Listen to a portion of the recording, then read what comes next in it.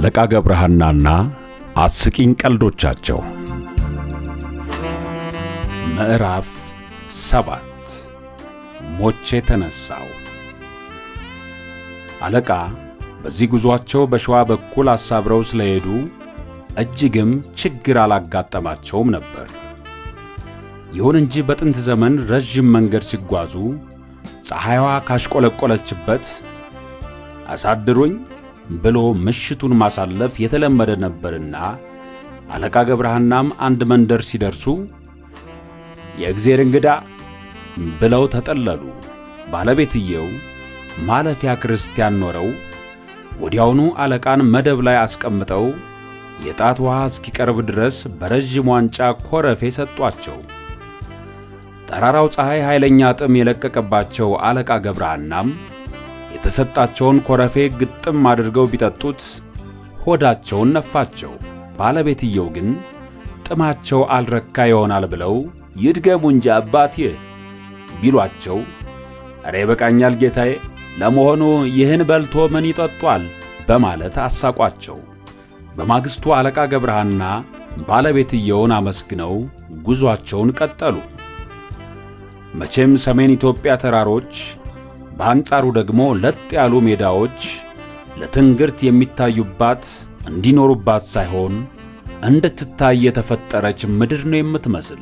አለቃ ካደሩበት መንደር ከተዋወቁት ዲያቆን ጋር እያወጉ ሽቅብ ወጥተው ቁልቁል ሲመለሱ ላይ ደርሰው ታች ሲወርዱም አንጀታቸው ተናጠ መሰል አመለጣቸው። ይህኔ ዲያቆኑ ምክር የለገሰ መስሎት የኔታ አረቄ ነው እንዲህ የሚያደርግ ይባላል። እርሶንም ትላንት እንዳየሁት ከሆነ አረቄ የሚወዱ ይመስላሉ። ባይሆን መንገድ ሲሄዱ ቢተውት ጥሩ ይመስለኛል አላቸው። አለቃ ይሄን ፈገግ ብለው አይ ልጄ፣ የነጋዴ አህያ ሲያንዛርጥ የሚውለው አረቄ እየጋተውም አይደል በማለት የፌዝ መልስ ሰጡት። ጥቂት እንደተጓዙም ጎንደር አካባቢ ደረሱ። ገስግሰው ፎገራ ቢገቡ ባለቤታቸውን እንደማያገኙ የተረዱት አለቃ አንዲት ጋለሞታ ቤት ጎራ አሉ ይባላል። ጋለሞታይቱ እግረ ቆራጣ ብትሆንም መልከ መልካም ስለነበረች ቤቷ በሰው ግጥም ብሎ ተሞልቶ ነበር። አለቃ እንደምንም መቀመጫ አግኝተው አረቂያቸውን እየጠጡ የሰዎችን መውጣትና የፀሐይቱንም ማሽቆልቆል በናፍቆት ይጠባበቁ ጀመር። ሆኖም ሰዎቹ ሳይሄዱ ጽልመት ወረደ። ጋለሞታይቱም ቢቸግራት ለእንግዶቹ መሬት አንጥፋላቸው መቼም አዛውንት ሊያውም ቄስ ናቸውና አይነኩኝ ብላ አለቃ አጠገብ ትተኛለች። አለቃ ግን ቤቱ ረጭ እንዳለ ጠጋ ብለው እቅፍ ያደርጓታል። በዚህ ጊዜ አጅሪት አንቱ ደፋር ብላ በደናኛው እግሯ ብታሽቀነጥራቸው አለቃ ወደ ቀድሞ ስፍራቸው እየተመለሱ የወንድምህን ቀን ይስጥህ ሲሉ ተራገሙ። በዚህ ድርጊታቸው ያፈሩት አለቃም ሌሊት ተነስተው ወደ ትውልድ አገራቸው ጉዞ ጀመሩ። ናባጋ ጊዮርጊስ ከደርቡሾች ወረራ በኋላ ተቋቁማ የቀድሞ መልኳን ይዛለች። ስለሆነም አለቃ ገብረሃና ወዳጅ ዘመዶቻቸውን ጠይቀው እንደጨረሱ ባለቤታቸውን እንዲመጡ መልእክት ላኩባቸው። ወይዘሮ ማዘንጊያም ብዙ ሳይቆዩ ልጃቸው ጥሩነሽን ይዘው መጡ። ከዚያም አጼ ምኒልክ የቋጠሩላቸውን ጠገራ ብር እየበሉ ይኖሩ ጀመር። ዳሩ ግን አለቃ ሰንቀን መጠጣታቸውን ሊተው ስላልቻሉ ባለቤታቸው ሱረት ማሽተቱን እንዲተውት ነጋ ጠባ ይወተውቷቸው ነበር። ምክሩ ያስመረራቸው አለቃም አንድ ቀን በስጨት ብለው እባክሽን ማዘንጊያ 80 አሃዱ መጽሐፍ መክሮ ያልመለሰኝን ማን ይሙት አሁን አንቺ መክረሽ ልትመልሽኝ ነው ብለዋቸው ጎጣቸው ወደሚገኘው ሐና መርቆሪዎስ ቤተክርስቲያን ሄዱ። ከቅዳሴ ውጭ ካህናቱ በመክፈልት ተጣሉና ወቁልኝ አላቸው አንዱ ካህን። እንዲህ ነችና ምነው አንተ ገጠሬ፣ እኔ ወቁልኝ የምባል በምኒልክ በዮሐንስ በቴዎድሮስ ፊት ነው እንጂ ባንተ ነው ብለው አለቃ ሲያፈጡበት ጊዜ ዝም አለ። ከዚያም አጅሬ በልባቸው እየሳቁ ወደ ቤታቸው ሲሄዱ አንዱ አዛውንት ምን ነው አለቃ ለምን አይዳኟቸውም ኖረዋል ቢላቸው፣ አይሄ ወዳጄ የደናቁርት ረዳቶቻቸው ብዙ ናቸው። አሁን በገላግላቸው ስሞት ሬሳዬን ሳይፈቱት ይቀራሉ ብዬ ነው ሲሉ መለሱላቸው። በሁለተኛው ቀን ቤተ ክርስቲያን ሊሳለሙ ቢመጡ አሁንም ጫጫታና ሁካታ ላይ ደረሱ። በድሮ ጊዜ አንድ ሰው በሰው እጅ ከሞተ ውሃ ከወሰደውና ከዛፍ ወይም ከመሰላል ወድቆ ከሞተ ፍትሐትና ተስካር አይደረግለትም ነበር። ይህ ቀሳውስቱን ያጋጨውንም ባለጸጋ ውሃ ወስዶት ኖሯል። ዘመድ አዝማድ ሬሳ ይዘው ፍቱልን ፍቱልን ሲሉ፣ ካህናቱ ግን ፈጽሞ አናደርገውም እያሉ ነበርና ጩኸቱ እንካ ሰላንታያው እየበረታ መጣ። ታዲያ አለቃ ሲገቡ ያየ አንድ የሟች ዘመድ ሬሳው እንዲፈታለት አጥብቆ ለመናቸው። አለቃም ጥቂት ካሰላሰሉ በኋላ ካህናቱ ዘንድ ሄደው እኛ ምን ቸገረን፣ ማርልን ማርልን ብለን ተዝካራችንን እንብላ፣ እሱ ቢፈልግ ገሃነም ያግባው ብለው ሲያግባቧቸው፣ ካህናቱም በሆዳቸው ጉዳይ መጨከን አልሆነላቸውምና ወዲያውኑ ተስማምተው ፍታት አደረጉ። ጊዜ ነፋስ እንዲሉ ወይዘሮ ማዘንጊያ ሳያዘክሩ የማያልፉት ኅዳር ሚካኤል መጣ። ሆኖም አለቃ ገብረሃና ቡግንጅ ወጥቶባቸው ስለነበር የበዓሉ መድረስ እጅግም አላስደሰታቸውም። ጤናማ ቢሆኑ ኖሮ እንደ ልባቸው ተዘዋውረው ይበሉ ይጠጡና ያወጉ ነበር። አሁን ግን ከቤት ሊወጡ አይችሉም። እንዲያም ሆኖ ግን ብዙም አልከፋቸውም። ጠበል ጠዲቅ የተጠራው ሰው ቤታቸውን ሙልት አድርጎት ነበርና። ታዲያ ጨዋታው እየደራ እንደመጣ ሕዝብ ስላሳለፈው የረሃብ ዘመን ተነሳ። ይሄኔ ሰው ሁሉ ችግር እንዳልደረሰበት እኔ እንዲህ ያሳለፍኩት እኔ እንዲህ ነበርኩ እያለ ይጎራ ጀመር። በዚህ ጊዜ የሰው ግብዝነት የገረማቸው አለቃ ለካስ የጎንደርን ቅጠል የጨረስነው እኔና ማዘንጊያ ብቻ ኖረናል ሲሉ ቅጠል እየመለመሉ የበሉበትን ዘመን አስታወሷቸው። የረሃብ ነገር ሲወሳ አለቃን ትዝታ ዋጣቸው። በትዝታ ተውጠው የተቀመጡበት ደርቀው ቀሩ። ዘመዳቸው አንቱ አለቃ ብትላቸው ከእንቅልፉ እንደነቃ ሰው አቤት ብለው በንቃት ተቀመጡ። አሁንስ ቡግንጁ ማሞጥሙጧልና ሊፈርጥሎት ነው አለቻቸው። አጅሬም ይሄኔ ፈጠን ብለው እንዳፍሽ ያድርግልኝ በማለት አሽሟጠጧት። የታመመ ሁሉ አንድም ይድናል አሊያም ይሞታል። የአለቃ ሕመም ግን ቀላል ስለነበረ ብዙም ሳይቆዩ ዳኑ። አፈ ሞጥሟጧዋ ዘመዳቸው በተራዋ በጠና ታማ ተኛች። ሕመሟም የፍቅር ነበር። ምህረቱ የተባለ አንድ ወዳጇ ሌላ አገር መሄዱን ሲነግሯት ክፉኛ ታመመች። አለቃም ውለት አለመክፈል ወይዘሮይቱን ጥየቃ ቢሄዱ አጅሪት አይያዙ ተይዛ አመዷ ወጥቶ ቢያዩዋት እቴ ምህረቱን ያምጣልሽ፣ ምህረቱን ያወርድልሽ ብለዋት ተመለሱ። የመኸር ጊዜ ደረሰ። ሁሉ ከየጎሬው በህብረት አዝመራውን መሰብሰብም ጀመረ። በሰሜን ኢትዮጵያ በተለይም በበጌ ምድር ደቦ የተለመደ ስለነበረ ለማነቃቂያ ይበላሃል ጅቦ እያሉ በመጨፈር ሰውን ከየቤቱ ያስወጣሉ። አለቃ ገብረሃና ቤት ቢመጡ ግን አጅሬ በራቸውን ቀርቅረው አላስገባሏቸው። አገሬው በድርጊታቸው ቢያዝንም አዝመራውን ሲሰበስብ ውሎ በማግስቱ የአገር ሽማግሌዎች ላይ ከሰሷቸው። ለምንድር ነው አገሬው እየጨፈረ ቤቶ ሲመጣ የተደበቁት? ይበላሃል ጅቦ እያሉ ቢመጡብኝ ፈርቼ በሩን ዘጋው። በድርጊታቸው ያዘኑት ሽማግሌዎች በአለቃ መልስ ቢገረሙም ዳግመኛ እንዳይለምዳቸው ማስጠንቀቂያ ሰጠው አሰናበቷቸው። አገር ያዘነባቸው አለቃ መቀመጥ ቢያዘወትሩም ከቶኑ ጤንነት አላገኙም። አለቃ ገብረሃና እንደ አንድ ተራ ገጠሬ አልያም እንደ አንድ ወግ ጠባቂ ካህን መኖር ባለመቻላቸው ድህነት እየተጫጫናቸው መጣ። መኳንንቱ ቀለብ እንዳይሰፍሩላቸው ከመኳንንት አግባብ የላቸውም። ገጠሬውም እንዳይራራላቸው የአገሬውን ሕዝብ መስለው አይኖሩም። እንዲሁ ብቻ ከሁለት የወደቀ ሆነው ሲኖሩ ሳለ ልጃቸው ተክሌ ሊጠይቃቸው መጣ። ለመሆኑ ተክሌስ የስደቱን ዘመን እንደምን ገፋው?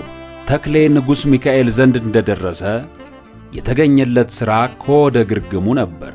ለፈረሶች ሳር እያጨደ ሲኖር ብዙ ጊዜ ቆየ። ዳሩ ግን የሰው ዕውቀቱ የሚገለጠው በአንድ አጋጣሚ ነውና የተክሌ ሙያ ተዳፍኖ አልቀረም። የሰኔ ሚካኤል ቀን ንጉሥ ሚካኤል በተገኙበት ተንታ ሚካኤል ቤተ ክርስቲያን ሥርዓተ ቅዳሴ ሲካሄድ ተክሌ አምቆት የነበረው ሙያ ገንፍሎ ወጥቶ ታየ። ዕጣነ ሞገር ላይ ተክሌ አባቱ ያስተማሩትን ረዥም ዝማሜ ቢያስነካው ንጉሡ ይህንኑ እንዳዩ ቤተ ክርስቲያን እንዲያገለግል አዘዙ። እዚያ በክብር ሲኖር ሳለ ቤተሰቦቹ ስለናፈቁት ነበር ተክሌ ናባጋ ጊዮርጊስ የመጣው። ብዙም ሳይቆይ ግን አለቃ አዲስ አበባ ሄደህ አባቴ ሞቷል ብለህ ለምኒልክ ንገርና ለተስካር ማውጫ የሚሆን ገንዘብ አምጣ ሲሉ አዘዙት። ተክሌ ይህን እብለት ስላልወደደላቸው ሐሳባቸውን እንዲለውጡ ሊያግባባቸው ሞከረ። ከንቱ ጥረት ነበር። ምንም እንኳን ተክሌ ለአቅመ አዳም የደረሰ ጎልማሳና የተከበረ ምሁር ቢሆንም አክብር አባከ ወእምከ በሚለው መሠረት ከአባቱ ቃል ላለመውጣት ሲል መልእክቱን ይዞ ወደ አዲስ አበባ መጣ። አለቃ እስኪመለስ ድረስ መታገስ አልቻሉም። ከአንዱ ገንዘብ ተበድረው ነበር። በሽማግሌ በዘመድ እንዲከፍሉ ቢጠየቁ ግን መክፈል አቃታቸው። በዚህ ጊዜ ሰውየው አምርሮ ኖሮ አንዴ አውላላ ሜዳ ላይ ቢያገኛቸው ጦሩን እየሰበቀ ያራውጣቸው ጀመር። አለቃም ለማምለጥ ሞከሩ። ሆኖም የሚደርስባቸው ሆነ። ይህኔ ሱሪያቸውን ፈተው ቁጭ ማለት። መቼም ቁጭ ያለ ሰው መውጋት ነውር ነውና አሳዳጁም ሰውዬ አጅሬ እስኪነሱለት ጦሩን መሬት ቸክሎ ቆመ። ተፋጠው ብዙ ከቆዩ በኋላ የሚያውቃቸው መንገደኛ በዚያ ሲያልፍ ምን ይሠራሉ አለቃ ቢላቸው አይነ ምድሬን እየጣልሁ አሉት። ፊቶ የቆመው ሰውዬስ እሱማ ሊያሳራኝ ነዋ ብለው ቢመልሱ መንገደኛው ሰውየውን ለምነው ካደጋ አዳኗቸው። ቢሆንም አለቃ የአካባቢውን ነዋሪ ደጋግመው በነገር በመጎንተላቸው አብረው ለመስራት ፈቃደኛ ባለመሆናቸውና በአጠቃላይም ገጠሬውን ሕዝብ ስለናቁት ጠመዳቸው። ጭቃሹሙ፣ ገበሬው፣ ካህናቱ፣ አባወራው ሁሉ ተነሳባቸው። በዚህ አስጨናቂ ሁናቴ ላይ ሳሉ ተክሌ ከአዲስ አበባ ለተዝካራቸው ማውጫ የተሰጠውን ይዞ ከተፍ አለ። ምኒልክ የአለቃን ሞት እንደሰሙ ክፉኛ አዝነውና ተጸጽተው ብዙ ገንዘብ ልከው ነበር። አለቃ ዕዳቸውን ከፋፍለው በቀረው ገንዘብ እንደልባቸው ተንደላቀው ይኖሩ ጀመር። ልጃቸው ተክሌም ተመልሶ ወደ ተንታ ሚካኤል ሄደ። አለቃ እርሻቸውን እርግፍ አድርገው ትተው የሰው ሚስት ማማገጥና አረቄ መጋፋቸውን ቀጠሉ። ምን ቢበዛ ገንዘብ በአግባቡ ካልተያዘ ማለቁ አይቀርምና የአለቃ ገንዘብም አለቀ። ዳሩ ግን አለቃ እንደ ሴት ብልሃት አይጠፋቸውም ነበርና አንዲት መላ ፈጠሩ። ቀጥታ ወደ አዲስ አበባ መሄድ። ወዲያውኑ በቅሏቸውን ይዘው ወደ አዲስ አበባ ተነሱ። ብዙ ሳይቆዩ እንደምንም ብለው አጼ ምኒልክ ዘንድ ቀረቡ። ገብረሃና ሞተህም አልነበር እንዴ? አዎን ጃንሆይ ሞቼ ነበር። ጉድ እኮ ነው። ታዲያ እንደ ክርስቶስ ሞቼ ተነሳው ልትል ነው? በእርግጥ ሞቼ ነበር። ነገር ግን እዚያ ምኒልክ የለ፣ ጣይቱ የለች፣ መኳንንቱ የሉ፣ ጠጅ የለ፣ ጮማ የለ። ታዲያ ባዶ ሰማይ ብቻ ሲሆንብኝ ጊዜ ለዘበኛው ጉቦ ሰጥቼ መጣሁ። ውዳሴ የሚጠላ የለምና ምኒልክን ደስ አላቸው። እቴጌ ጣይቱም ይቅርታ አደረጉላቸው። ዕድሜ ትምህርት ቤት ነው እንዲሉ በነበራቸው ዕውቀትና የፈጠራ ችሎታ ላይ የዕድሜ ጸጋ የታደላቸው አለቃ የሰከኑ ምሁር እየሆኑ መጡ። ቀልዱንም በአግባቡና በቦታው መሰንዘር ጀመሩ። ይበልጡን ጊዜያቸውን ግን ትርጓሜ፣ አቋቋምና የዜማ ስልት በማስተማር ያሳለፉት ነበር። የመጻሕፍትን ምስጢር ሁሉ ጠንቅቀው ያውቁ ስለነበረም ለደቀ መዛሙርቶቻቸው ብዙ ፈሊጥና ዘዴ ያለበት ምክር ይሰጡ ነበር። የሰው ቀለም አትናቁ፣ ሰው ያመጣውን ቀለም አትንቀፉ እያሉ ያስተምሩ ነበር። ከሁሉ አበክረው የመጻሕፍት ትርጓሜ ያስተማሯቸው አቃቤ ስብሐት ገብረ መድኅን የለገሷቸውን ምክር ለተማሪዎቻቸው ያስጠኑ ነበር። የደናቁርት ጓደኛ አትሁኑ እያሉ። ባጭሩ አለቃ ቀልደኛ ከመባል ይልቅ ምሁር መባልን እየመረጡና ይህንንም በተግባር እያስረገጡ መኖር ጀመሩ። አለቃን መንገዱ አድቅቋቸው ከብዙ ቀናት በኋላ ደብረ ታቦር ደረሱ። ልጃቸው ተክሌ ደብረ ታቦር ኢየሱስን በዕልቅና ተሹመው ስለነበረ ድካሙ እስኪለቃቸው እዚያ አረፉ። አለቃ ተክሌ ከአዲስ አበባ እንደተመለሱ በሙያቸው ግርማ ሞገስ እያገኙ ከራስ ጉግሳ ወሌ እጅ ሳይቀር የወርቅ መቋሚያና ጸናጽል ተሸልመው ይኖሩ ነበር። ተክሌ ደብረ ታቦር ኢየሱስ ጉባኤ ዘርግተው አቋቋም፣ መርገድና ጽፋት ሲያስተምሩ የሌሎች ደቀ መዛሙርቶች ሳይቀሩ እየተሳቡ መጥተው ደብሩን አጥለቀለቁት። ደቀ መዘምራኑ ሁሉ ወደ እርሳቸው መሳባቸውን ሲያዩ ደብቀውት የነበረውን ዕውቀት በይፋ አውጥተው አለቃ ተክሌን ለማራከስ ማስተማር ጀመሩ ይላሉ ኤልሳቤጥ ገሰሰ በቀለም የአለቃ ተክሌ የልጅ ልጅ የሆኑትን ጥሩነህን ጠቅሰው። አለቃ ገብረሐና ልጃቸው ጋር እንዳሉ ዓይናቸውን ታመሙ። አገሬ ሳልገባ ዓይኔ ሊጠፋ ነው ብለው ሆዳቸው የባባው አዛውንትም እየያቸውን አቀለጡት። ይህኔ ልጃቸው ኧረ አይዞህ የዓይን ሕመም እኮ ለክፉ አይሰጥም ቢላቸው እባክህ ተወኝ፣ በእኔ ቢጀመር እስቲ ማን ይቀጠዋል አሉት ይባላል። ነገር ግን አለቃ ብዙም ሳይቆዩ ስለዳኑ ወደ አገራቸው ሄዱ። ጥቂት እንደቆዩ በጨዋታ የተነሳ አንዱን ካህን ተርበው ቢያስቁባቸው ካህኑ በሰማይ ቤት እንዳይኮነኑ እንዲህ አይነቱን ነገር ቢተው ይሻላል አሏቸው። አለቃ ግን እየሳቁ እስካሁን የሞተው ሰው ሁሉ ስፍራውን ሞልቶታልና ለእኔ ስፍራ ስለማይኖር አያስቡ ሲሉ መለሱላቸው። ቢሆንም እርጅና ጓዙን ከቶ መጣ። አለቃ በጠና ታመው ሲንፈራገጡ ጎረቤታቸው የሆነ አንድ ቆዳ አልፊ ሊጠይቃቸው መጥቶ ዛሬ ደከሙ መሰለኝ ቢላቸው እንግዳውማ ቆዳ ሳለፋልል ኑር በማለት ሰደቡት። ጎረቤታቸው ተቆጥቶ እንደወጣም በርከት ያሉ ካህናት ሊጠይቋቸው መጡና ሲጨዋወቱ ከጠያቂዎቹ አንዱ አለቃ እንዲያው ሁል ጊዜ እንደቀለዱ ለነፍሶ ስንቅ ሳይዙላት ሊቀሩ ነው ቢላቸው ንሳ አንተ ማን አንድ ማድጋ በሶ በስልቻ አድርግና ክንዴ ላይ ሰርልኝ አሉ ይባላል።